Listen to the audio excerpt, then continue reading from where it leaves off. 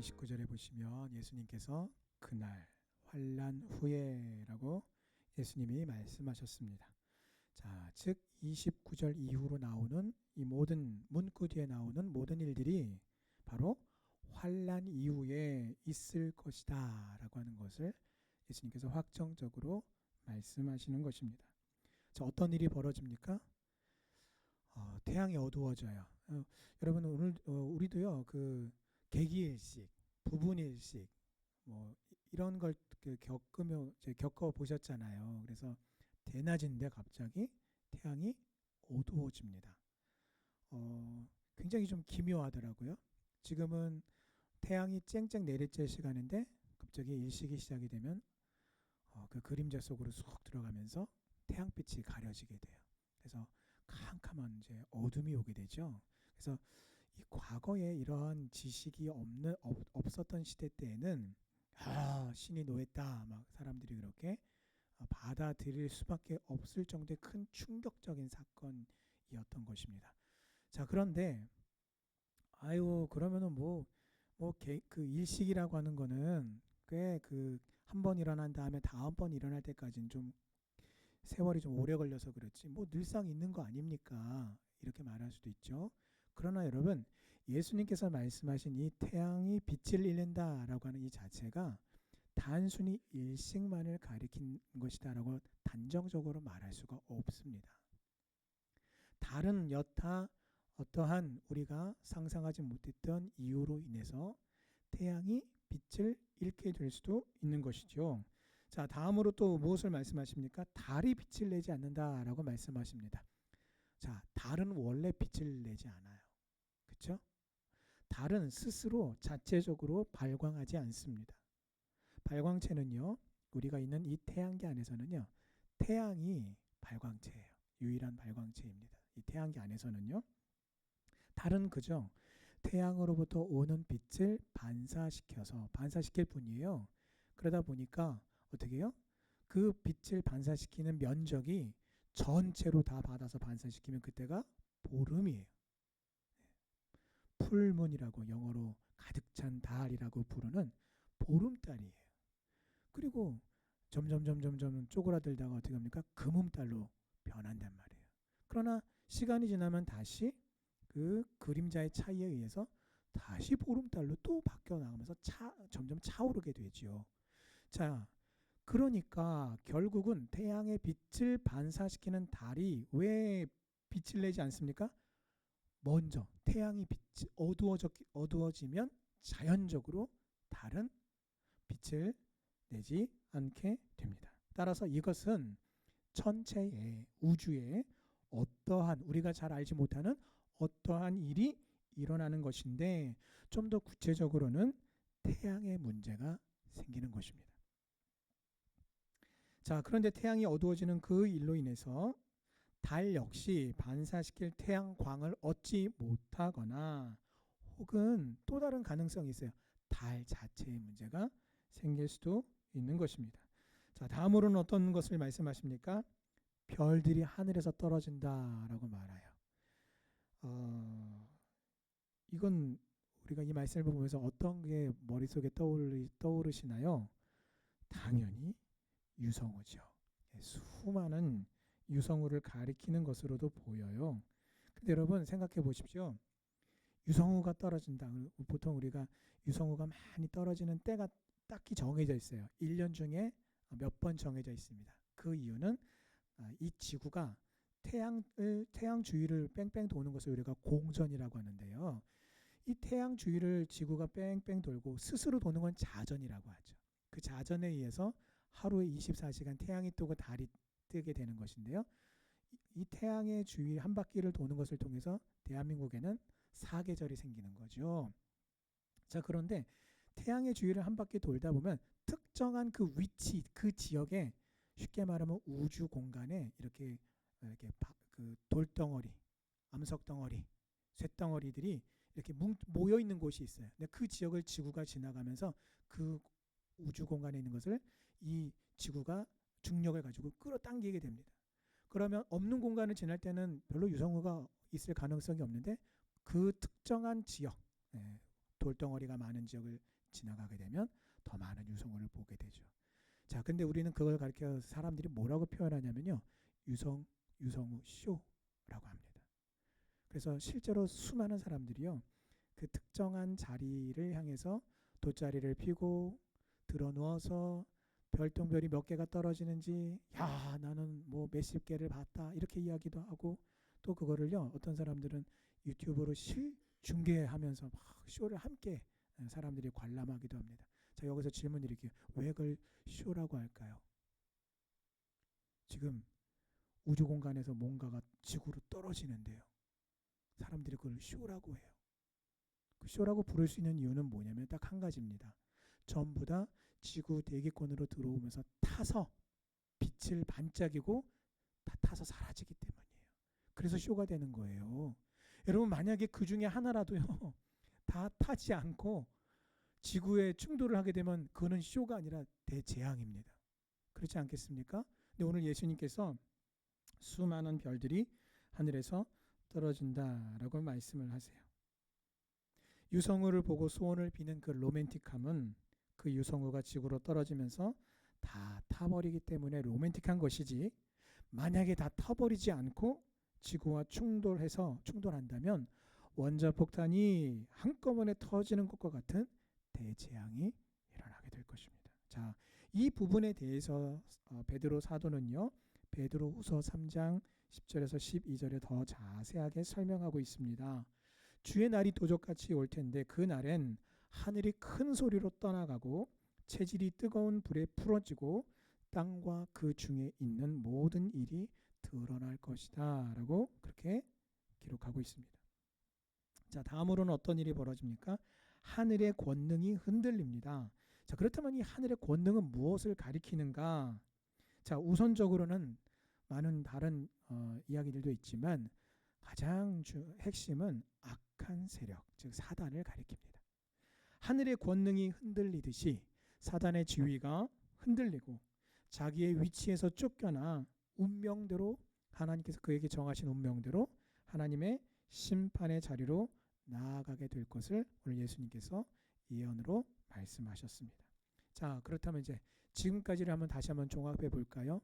예수님께서 그날 환난 후에 있을 것에 대해서 말씀하신 것을 이렇게 종합을 해보면 한마디로 뭐예요? 패닉이에요. 소위 세상의 사람들이 말하는 공포, 아무것도 할 수 없고 그 자리에서 얼어붙어 버릴 수밖에 없는 어떠한 그러한 우주의 종말이라고 부를 수밖에 없는 그런 현상과 그런 상황들. 근데 그런 현상이 어디에 일어납니까? 자연계에 일어나고요. 우주에 일어나고요. 영계에 이르기까지 두렵고 무서운 일들이 그런 현상들이 일어난다는 것입니다. 그러나 결국은 사단은 심판받고 우리 주 예수님께서 심판주로 오셔서 믿음의 백성들을 구별하실 것입니다. 자, 그러므로 사람들은 예수님께서 말씀하신 이 내용을 듣고 공포, 혼란 그 자체이겠지만 오늘 예수를 나의 구주로 믿는 주의 백성들은 오늘 예수님의 말씀을 듣고서 더더욱 우리 성도의 삶의 자세는 분명해집니다. 더욱더 믿음으로 하나님의 말씀을 붙들어야 할 것입니다. 약속의 말씀을 의지하고 영적인 흑암이 더욱더 짙어질수록 거룩한 행실과 경건함으로 예수님의 그 재림의 날을 간절히 사모하며 살아가는 우리 성도님들 되시기를 주님의 이름으로 축원합니다. 네, 그렇습니다. 그날 환난 후에 우리가 결국 보게 될 것은 무엇입니까? 예수를 믿지 않는 사람들은 방금 말씀을 드렸던 이 모든 상황, 현상, 어떤 공포스러운 어떤 이런 부분들에 초점을 맞추겠지만 여러분 예수를 믿는 오늘 저와 여러분들은요 그 뒤에 말씀에 우리의 눈길이 가야 돼요. 무엇입니까? 결국 우리가 보게 될 것은 인자가 구름을 타고 큰 능력과 큰 영광으로 다시 오신다라는 것입니다. 자, 구름을 타고 오신다. 자, 어떤 분들은 그래요. 아유, 목사님, 이게 참 다 이게 잘 믿어지다가 이 구름을 타고 오신다라는 이 부분에서 웃음이 나온다 이거예요. 왜 웃음이 나오세요? 그랬더니 약간 현실성이 좀 없어요. 라고 그런 그래서 어떤 분은 저한테 그러세요. 아니, 예수님이 손오공도 아니고 구름을 타고 오신다는 자체가 조금 제가 상상이 되질 않습니다. 라고 말씀을 하시는데, 여러분, 예수님이요, 부활하신 후에 승천하실 때 어떻게 올라가셨어요? 구름 가운데 가려져서 올라가셨어요. 그런데 또 오실 때에도 다시 구름을 타고 오십니다. 그런데 여러분, 우리가 구름이 예수님이 타고 다니시는 자가용인가 이렇게 생각하실 수도 있겠지만, 성경에 나타나 있는 도대체 구름이 무엇을 의미하는가? 하나님의 영광입니다. 솔로몬이 성전을 짓고 하나님께 일천번제를 드리고 여호와 하나님께 기도할 때에 하나님의 영광이 그 성전에 가득했을 때 어떤 일이 벌어졌습니까? 하나님의 그 구름이 온 성전 안에 가득 찼어요. 모세가 시내산에 올라가 하나님을 배울 때에 그 시내산 꼭대기에 하나님이 불 가운데 강림하실 때도요, 불 가운데 강림하시기 이전에 빽빽한 구름이 가득 찼어요. 결국 그게 예수님이 구름을 타고 오시는데, 그게 구름이 양털 구름을 타고 오시냐, 새털 구름을 타고 오시냐, 그게 중요한 게 아니라 오늘 여기서 말씀하시는 것은 하나님의 영광으로 예수님께서 재림주로 다시 오실 것이다 라는 것에 우리의 눈길을 두어야 한다라는 것입니다. 그래서 예수님은 초림 때도요, 우리 인간의 상상을 초월하신 방법으로 오셨잖아요. 그리고 재림 때에도 구름을 타고 오신다라는 것이 어떤 분들에게는 그것이 비현실적이고 혹은 비과학적이라고 생각이 된다 해도 반드시 분명히 이 말씀대로 이루어질 것입니다. 재림의 주 예수님은 큰 나팔 소리와 함께 천사들을 지구의 동서남북 모든 곳으로 사방으로 보내셔서 구원하기로 택하신 자들을 하늘이 끝에서 저 끝까지 사방에서 모으실 것입니다. 이 나팔 소리는 호령의 소리예요. 영광의 소리입니다. 승리의 소리입니다. 모든 의인들의 눈에서 눈물을 닦아주시며 위로하시는 소리이며, 모든 원수들을 향하여 보복하시고 신원하시는, 갚아주시는 소리입니다. 이처럼 재림하시는 예수님께서는 왕으로 오시고 심판주로 오시며 만왕의 왕으로 오시기 때문에 큰 나팔 소리와 큰 호령으로 오십니다. 그러므로 우리는 이러한 날이 어느 날 갑자기 호련히 이루어질 것을 믿는 믿음으로 어떻게 기다려야 돼요? 기대하면서 기다려야 되고요. 기도하면서 또 살아야 하고요. 그것을 간절히 사모하며 기다림으로 살아야 합니다. 그래서 지구 동서남북 모든 사방으로 보내셔서 주님이 택하신 완전수 몇 명입니까? 14만 4천 명이 여기서 나오는 거예요. 이거를 저 신천지가 맨날 14만 4천이라고 읊어대니까 14만 4천이라는 그 단어에 굉장히 민감해 하시는 분들이 있는데, 여러분, 이건요 신천지 게 아니에요. 원래 성경에 나와 있는 수예요. 그거를 이 이단들이 가지고 가서 귀에다 걸어서 귀걸이 만들고 코에다 걸어서 코걸이를 만드는 것일 뿐입니다. 예수님께서 전 이 지구 동서남북 사방으로 보내셔서 주님이 택하신 모든 자들, 그 완전수인 14만 4천 명을 모으시는 놀라운 그 장관을 우리는 분명히 목도하게 될 것입니다. 14만 4천은 성경의 기록입니다. 14만 4천을 모으시기까지 재림주로 오신 주님께서 구원받을 자를 다 찾으시고 다 모으시고, 그 모으시는 그 열심과 사랑, 여러분 한번 상상해 보세요. 지금이야 대한민국도 많이 발전했죠. 그래서 여전히 그 6.25 때 돌아가신 많은 분들이 있죠. 나라를 위해서 싸우다가 돌아가셨는데 어디에 묻혔는지 몰라요. 그래서 그 유골도 참 어디 있는지를 모르는데 그래서 여러분, 지금은 그 유해를 발굴하는 발굴단이 따로 있습니다. 그래서 이곳에 어떤 특정한 곳에서 전투가 있었다라고 할 때에 그곳을 막 다 발굴을 합니다. 발굴을 해서 유해를 찾아내고 유품을 찾아내서 그분들을 정정하게 모셔요. 근데 여러분, 이 우리나라가 원래 그랬던 것은 아닙니다. 이런 부분들에 있어서 너무나 많은 아쉬운 이야기들이 많았고, 우리나라는 왜 그렇게 하지 못하는가? 여기서 말하는 그렇게라고 하는 기준이 뭐냐면요, 미군입니다. 미군은 참 그 어떤 경우에 있어서도 그 자신들의 어, 같은 아군을 그냥 포기하지 않더라고요. 그 유해를 꼭 정정하게 잘 끝까지 잘 모시더라고요. 근데 여러분, 그래서 그러한 어떤 돌아가신 분들도 그렇게 책임을 지지만 또 살아있을 때에 그 한 사람, 한 병사를 그저 포기하지 않고 어떻게 합니까? 끝까지 그를 찾아내고 구해내기 위한 그런 노력의 부분들이 굉장히 참 대단한 것 같아요. 근데 여러분, 그것이요, 수많은 세계의 사람들이 야, 미군은 참 대단하다라고 말하지만 미군은 될 것도 아니에요. 여러분, 예수님께서 재림주로 오셔서 주님의 천사들을 사방으로 지구 동서남북 모든 곳으로 보내셔서 택함 받은 자들, 구원받을 자들을 한 영혼도 빠짐없이 다 찾으시고 다 찾아내시고 다 구원해내시는 그 주님의 사랑, 그 주님의 은혜, 그 주님의 그 열정, 여러분 놀랍고 위대하신 그 권능을 여러분 믿음으로 소망하고 또 기대하시기 바랍니다. 자, 그렇다면 주님이 재림하실 때에 땅에서는 어떤 일들이 일어나는가? 오늘 말씀해 보시면 땅의 모든 족속들이 통곡을 합니다. 자, 왜 통곡을 할까요?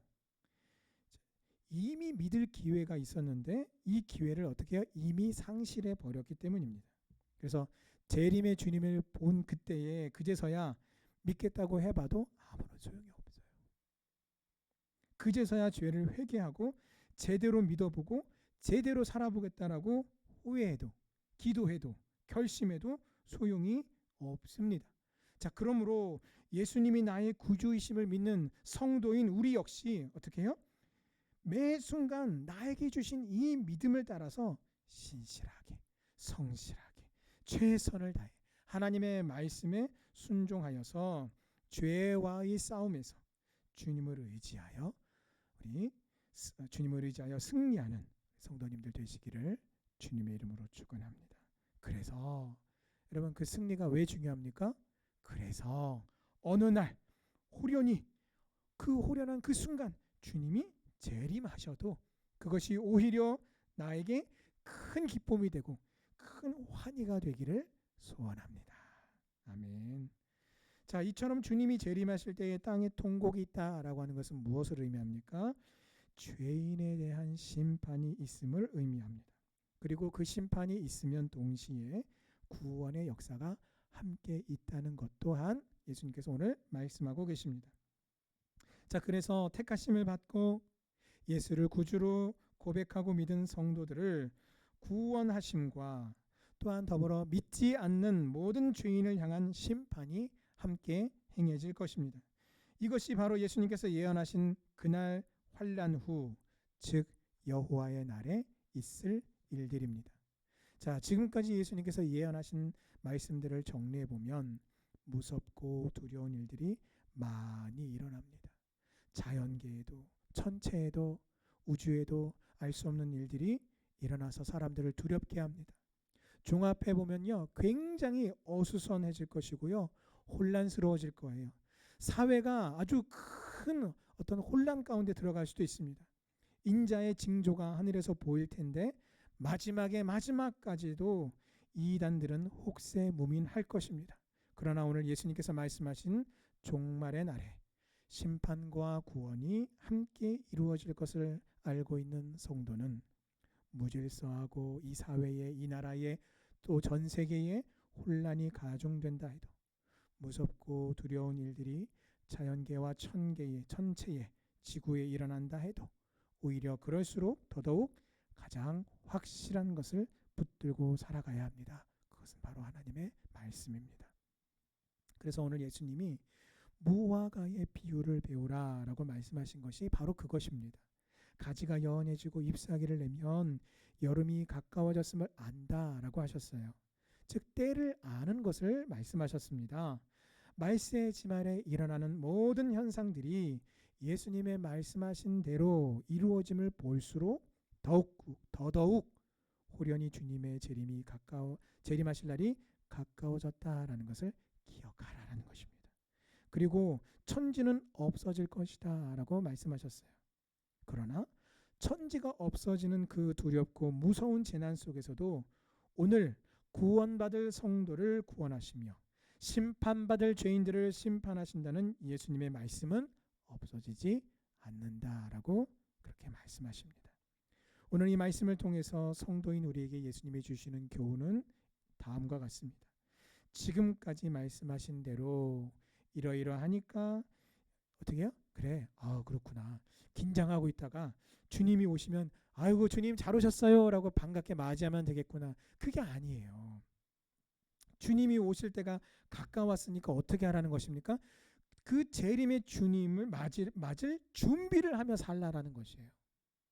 그냥 가만히 있다가 손님이 와서 띵동 하고 아이고 오셨네. 그리고 문을 열고 아이고 어서 오세요. 이렇게 하지 말라는 겁니다. 어떻게 하라고요? 손님이 오신다고 했으면 손님 맞을 준비를 해야죠. 그것처럼 다시 예수님께서 재림주로 오신다고 하셨다면 오늘 나의 삶이 재림주로 오실 그 주님을 맞을 준비하는 삶을 매 순간마다 살아가야 한다라고 오늘 예수님께서 교훈하시는 것입니다. 그러므로 우리는요 무화과나무 비유에서 진리와 교훈을 받아야 합니다. 자, 그것이 무엇입니까? 무화과나무 가지를 보면서 기다리기도 전에 벌써 여름이 오고 있구나라는 사실을 깨닫는 것처럼 오늘 우리에게 예수 믿는 믿음을 주셨을 때에 그 믿음을 주신 것을 통해서 무엇을요? 이미 재림을 기다리는 신앙이 내 안에 있구나라는 것을 우리가 알아야 됩니다. 나무에 싹이 나기 시작하면은 그 싹을 보면서 우리가 무엇을 떠올려야 합니까? 이미 열매 맺을 때가 반드시 온다라는 것을 우리가 기억해야 된다라는 것입니다. 즉 그러니 하나님의 백성이 십자가의 복음을 받아들이면 벌써 충성의 열매가 우리에게 나타나야 된다라는 것을 예수님께서 교훈하시는 것입니다. 즉 하나님은 백성들의 마음을 준비시키시고 그 마음과 함께 일하신다라는 것을 교훈하십니다. 예수님은 이 말씀이 이 세대가 지나가기 전에 이 일이 다 일어날 것이다 라고 말씀하셨고요. 천지는 없어지겠으나 내 말은 없어지지 않는다라고 하셨습니다. 예수님은 예수님의 말씀도 예수님 자신도 예수님의 말씀도 영원하다고 말씀하세요. 자, 그러나 하나님께 지음받은 모든 피조물은 없어질 것입니다. 다만 구원받은 의인은 의인의 부활로 그 영혼과 또 새로워진 육체가 결합이 되어 천국으로 들어갈 것입니다. 또 심판받은 죄인은 그 죄인의 부활로 그 영혼과 육체가 결합이 되어 불지옥으로 들어가게 될 것입니다. 그래서 하나님의 말씀은 남김없이 다 성취가 될 것입니다. 오늘 예수님께서 내 말은 없어지지 아니하리라 라고 하심으로써 믿으라고 하실 때에 겸손하게 믿음으로 응답하셔서 예수님의 재림을 온전히 준비하는 성도님들 다 되시기를 주님의 이름으로 축원합니다. 아멘.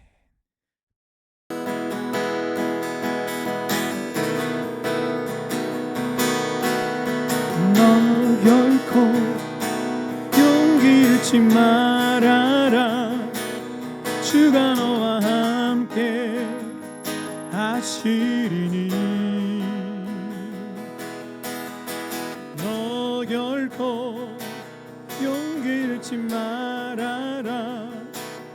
주가 너와 함께 하시리라. 너는 결코 작지 않도다. 너를 위해 이르신 주님의 능력을 보라.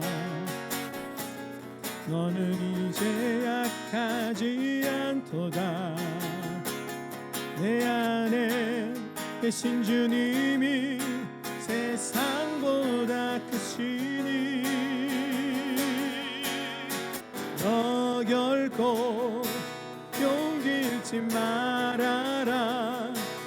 주가 너와 함께 하시리니 너 결코 용기 잃지 말아라. 주가 너와 함께 하시리라. 너 결코 용기 잃지 말아라. 주가 너와 함께 하시리니 너 결코 용기 잃지 말아라. 주가 너와 함께 하시리라. 너는 결코 작지 않도다. 너를 위해 이르신 주님의 능력을 보라. 너는 이제 약하지 않도다. 내 안에 계신 주님이 세상보다 크시니 너 결코 용기 잃지 말아라. 주가 너와 함께 하시리니 너 결코 용기 잃지 말아라. 주가 너와 함께 하시리라. 너 결코 용기 잃지 말아라. 주가 너와 함께 하시리니 너 결코 용기 잃지 말아라. 주가 너와 함께 하시리라. 너는 결코 작지 않도다. 너는 결코 작지 않도다. 너를 위해 이르신 주님의 능력을 보라. 너는 이제 약하지 않도다. 내 안에 계신 주님이 세상보다 크시니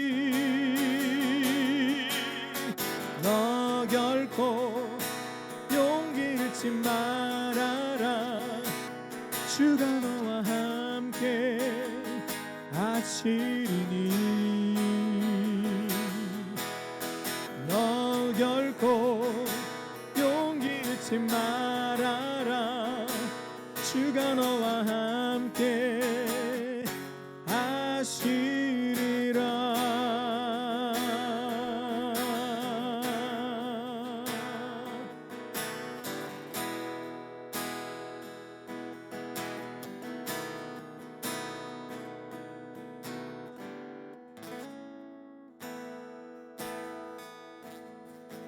우리와 언제나 함께 하실 것을 약속하시고 그 약속을 따라 언제나 우리와 함께 하시는 그 주님께서 이 세상 끝날까지 우리와 함께 하시고 우리를 지키시고 보호하실 줄 믿습니다. 그날이 도적같이 이를 주 너희는 모르느냐. 늘 깨어있으라. 잠들지 말아라. 주님과 동행하라. 항상 기뻐하라. 쉬지 말고 기도하라. 범사에 감사하라. 이는 예수 안에서 너희에게 향하신 하나님의 도적같이 그날이 도적같이 이를 줄 너희는 모르느냐. 늘 깨어 있으라 잠들지 말아라 주님과 동행하라. 항상 기뻐하라 쉬지 말고 기도하라 범사에 감사하라. 이는 예수 안에서 너희에게 향하신 하나님 뜻이니라. 평강의 하나님, 평강의 하나님이 너희를 거룩하게 하시고 온몸과 영혼이 주 오실 그날에 흠없기 원하노라. 항상 기뻐하라 쉬지 말고 기도하라 범사에 감사하라. 이는 예수 안에서 너희에게 향하신 하나님 뜻이니. 평강의 하나님이, 평강의 하나님이 너희를 거룩하게 하시고 온몸과 영혼이 주 오실 그날에 흠없기 원하노라. 아멘. 항상 기뻐하라 쉬지 말고 기도하라 범사에 감사하라. 이는 예수 안에서 너희에게 향하신 하나님 뜻이니. 항상 기뻐하라 항상 기뻐하라 쉬지 말고 기도하라 범사에 감사하라. 이는 예수 안에서 너희에게 향하신 하나님 뜻이니. 하나님 뜻이니라. 하나님 뜻이니라. 아멘. 하나님 뜻이니라. 하나님 뜻이니라.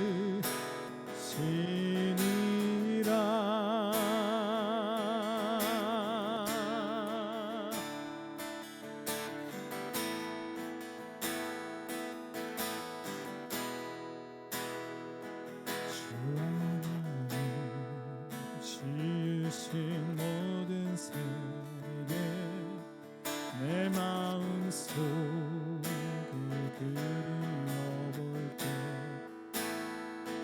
하늘의 별 울려 퍼지는 내 손 주님의 권능 주의 찬양 주님의 높고 위대하심을 내 영혼이 찬양하네. 주님의 높고 위대하심을 내 영혼이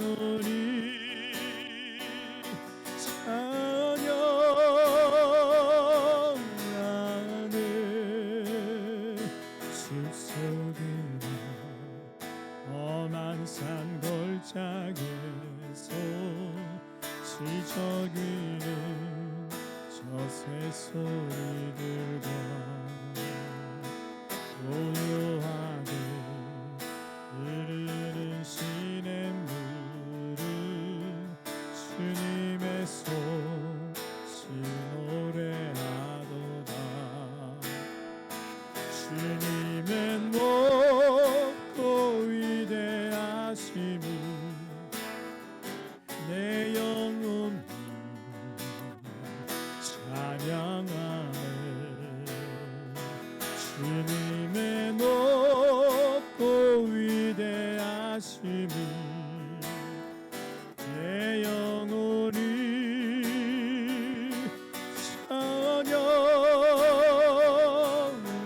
찬양하네. 주 하나님 독생자 아낌없이 우리를 위해 보내주셨네.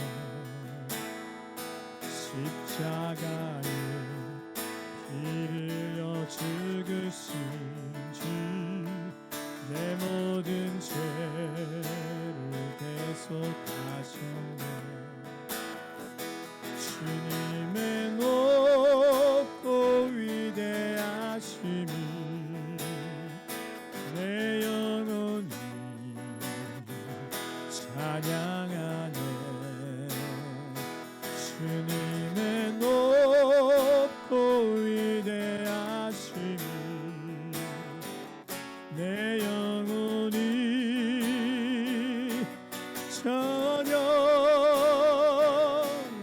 찬양하네.